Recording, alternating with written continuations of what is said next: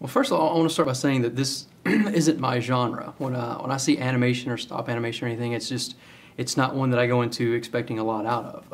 Okay. I don't know what it is. There's just something about that I don't really connect to. Mm-hmm. But there's a lot of unique things that you guys did that really grabbed me, and I walked out of there going, "This was a lot of fun." Good. So it was. So Yeah. so I want all the questions to be prefaced with the fact that the fact that I liked it says a lot, because this isn't good. something I normally go into. You saw Paranorman, right? Yes. Just Oh wait. Oh yeah.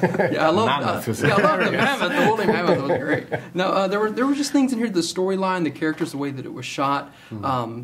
Sort of talk about the concept of bringing this story to animation, and were there things in your head that you wanted to do differently that you hadn't seen maybe normally in animated films? We definitely wanted this to sort of to step out from your regular kind of pattern of making an animated movie. Chris's script was based on this notion. Tonally, it was based on this idea of John Carpenter meets John Hughes, both kind of live-action movie references from the 80s, and a lot of the stuff that we were talking about was from that period. And the days when Spielberg was on his game, making those great blockbusters like E.T. And so we wanted to approach this as a big cinematic movie-going experience. And animation is in some ways secondary to the way we approached it, and it's a great thing about stop frame actually is it really is literally little sets with puppets and props, and we have all of the departments that you would have on a live action movie. So in a way, it is like shooting a live action movie. And by its nature, I think stop motion has always felt quite contained and quite small scale, because you have physical objects that you're shooting. You're limited in the number of puppets you have, how big they are. If your puppet's this big, then your set is, that much bigger. And just in terms of physical space, you're limited. So I think that has been part of the reason that stop motion traditionally does feel quite theatrical. And also just the technical, advancements that have gone into this movie has meant that we've really got much more sophisticated puppets. And all of that combined has enabled us to really open the scope.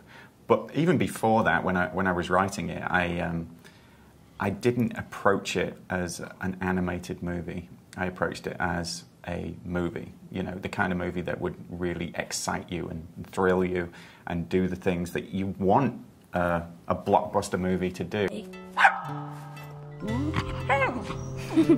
Bub? Is he there? How's he look? Good. He's happy to see you. Who's a good boy, huh? Good boy. Can he feel if I pet him? Yeah, I guess.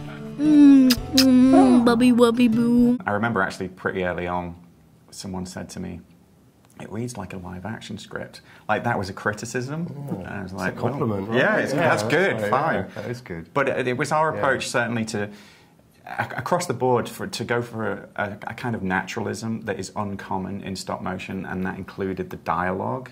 It included a lot of the irreverence of the story, and definitely the aesthetic of it, the look of it, the way we shot it. It was all striving for a naturalism that is uncommon in stop motion. And the script, speaks to a kind of an era where, I think there was a kind of a mixture of things you'd get in films. There's some comedy, but there's a little bit of dark as well. There's some real heart to it. And, it's maybe the modern ones sort of strive to be much more just big, fat, colourful comedies, and that formula certainly works. But I think, we're looking at something that works on a number of different levels, Right. And maybe that's what drew me to it, because it didn't feel like, it felt like there were times when the joke was going to go a certain way, and I'm like, oh, they're going to go one direction. And you didn't, which most animated films would have. You allowed it to carry out like maybe would have happened in a live dialogue. Yeah, we didn't, it's not a cartoon, Like we didn't do cartoony kind of slapstick jokes. Right. There's some physical comedy in it. There's some toilet humour, or there's... It's not... But actually, one thing that you said... you talked about it as a genre, and one thing that at Leica that we don't see it as a genre, we see it as a medium, and it's a medium in which you should be able to tell any story.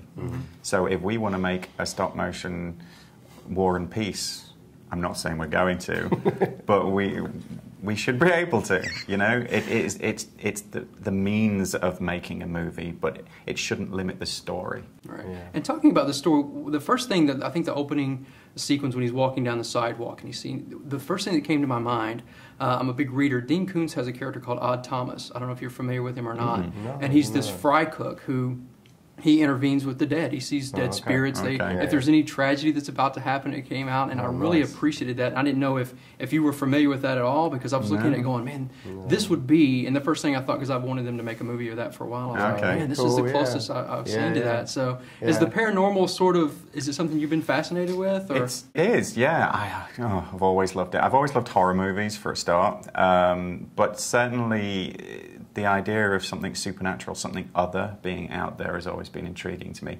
And there's numerous family stories about, my mum thinks that I can see ghosts. I can't, but I can't tell her otherwise now. It's gone on too long.